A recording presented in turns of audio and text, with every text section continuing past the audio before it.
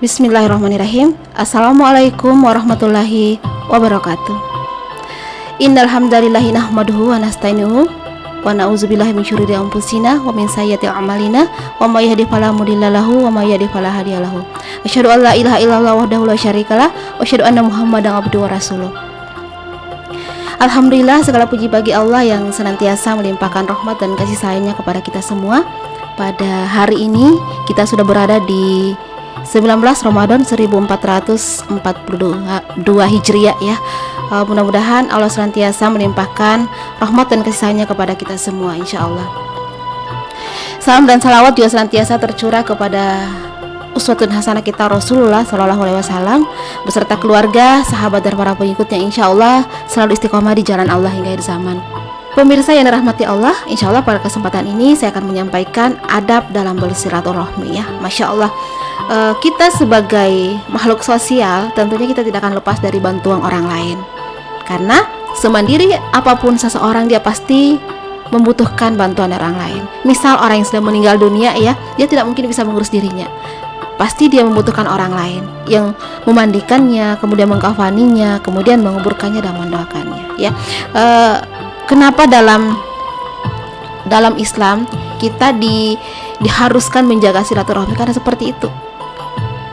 Kita tidak akan bisa hidup sendiri, kita pasti butuh bantuan orang lain. Makanya dalam sebuah hadis Rasulullah Shallallahu Alaihi Wasallam bersabda, siapa saja yang bertakwa kepada Allah Subhanahu Wa Taala dan menyambung tali silaturahmi, maka akan dipanjangkan usianya, diperbanyak hartanya, serta dicintai keluarganya. Masya Allah. Rasulullah sampai menyampaikan bahwa siapa saja yang bertakwa kepada Allah Subhanahu Wa Taala, menyambung tali silaturahmi, maka akan dipanjangkan usianya, diperbanyak hartanya, dan dicintai oleh keluarganya. Masya Allah ya. Begitu banyak janjinya Allah kepada orang-orang yang menjaga silaturahmi. Nah, agar terjaga silaturahmi kita dengan keluarga kita atau dengan teman-teman kita atau dengan saudara kita sama muslim, maka ada adab-adab yang harus kita pahami ya. Yang pertama adalah saling mendoakan. Ketika kita mendoakan orang lain, itu artinya akan kembali kepada diri kita, karena salah satu sebab diijabahnya doa kita adalah ketika kita mendoakan saudara kita atau mendoakan orang lain. Nah, dalam sebuah hadis Rasulullah Shallallahu Alaihi Wasallam bersabda, doa seorang muslim untuk saudaranya dengan tanpa sepengetahuan saudaranya itu mustajab. Di atas kepala orang itu ada malaikat yang mencatatnya. Setiap kali orang mendoakan kebaikan bagi saudaranya, maka malaikat tersebut mengucapkan amin. Semoga Allah mengabulkan dan untukmu juga seperti itu. Masya Allah. Kemudian adab yang kedua yang harus kita pahami adalah memberikan hadiah ya. Dalam sebuah hadis Rasulullah SAW bersabda, saling beri hadiahlah kalian, niscaya kalian akan saling mencintai ya. Dengan memberikan hadiah kepada orang-orang terdekat kita, kepada saudara kita, insya Allah itu akan menjadi tali silaturahmi kita akan semakin erat, insya Allah sampai surganya, seperti itu. Kemudian adab yang ketiga adalah bertamu ke rumah, mengunjungi saudara, mengunjungi keluarga, mengunjungi teman-teman kita, itu termasuk sangat dianjurkan oleh Rasulullah, karena itu akan menjadi penyebab eratnya tali silaturahmi di antara kita gitu ya. Tetapi kita juga harus memahami bahwa kita harus menghormati yang punya rumah. Artinya ada adab kita sebagai seorang tamu ya. Jangan ketika mungkin yang punya rumah tidak bersedia menerima tamu sehingga kita ngotot gitu ya mau ke rumahnya. Jadi intinya kita ada komunikasi dulu gitu, boleh nggak kita bertamu, seperti itu. Kemudian yang keempat adalah saling tolong menolong ya. Saling tolong menolong artinya di sini kita saling membantu, saling tolong menolong dalam kebaikan. Sebagaimana dalam sebuah hadis Rasulullah Shallallahu Alaihi Wasallam bersabda, sesungguhnya termasuk amal yang paling dicintai Allah adalah memberikan kegembiraan di hati orang mukmin, menghilangkan kesusahan, membayar utang, atau memberi makan ketika lapar ya. Jadi Rasulullah menyampaikan kepada kita bahwa amal yang paling dicintai oleh Allah itu adalah memberikan kegembiraan kepada orang lain gitu ya. Ketika dia lapar kita memberikan makanan, kemudian menghilangkan kesusahannya ya, bukan menambah kesusahannya.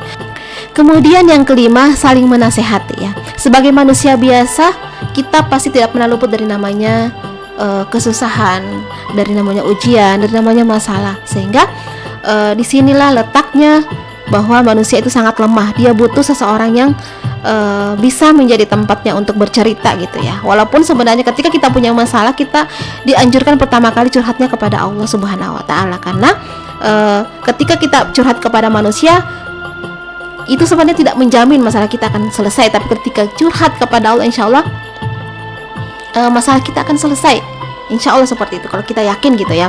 Nah, dalam surah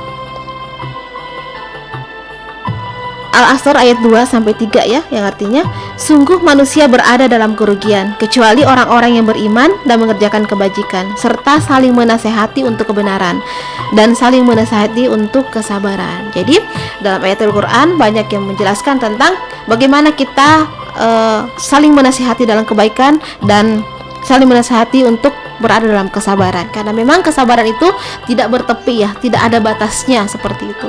Kemudian yang keenam adalah menjenguk ketika sakit. Masya Allah, ketika ada saudara kita, teman kita, atau keluarga kita yang sakit, mungkin kita tidak bisa langsung menjenguknya, tapi minimal kita mendoakan untuk kesembuhan ya, dan itu insya Allah menjadi bagian dari amal ibadah kita juga. Dalam sebuah hadis Rasulullah SAW bersabda, barang siapa menjenguk orang sakit, dia tetap berada di Hurfatul Jannah hingga kembali. Para sahabat bertanya, wahai Rasulullah, apakah Hurfatul Jannah itu? Nabi Muhammad menjawab, kebun-kebun surga yang sedang berbuah. Masya Allah, jadi banyak keutamaan orang yang menjenguk orang sakit ya, karena itu memang bagian dari hak seorang muslim, hak saudara kita terhadap kita gitu ya. Pemirsa yang dirahmati Allah, 6 adab dalam menjaga silaturahmi. Adab dalam menjaga silaturahmi, insya Allah mudah-mudahan bisa menjadi pencerahan untuk kita semua, termasuk anak pribadi. Jika ada kesalahan itu murni dari saya, kebenaran sesungguhnya dari Allah Subhanahu wa taala. Saya undur diri. Billahi taufiq hidayah. Assalamualaikum warahmatullahi wabarakatuh.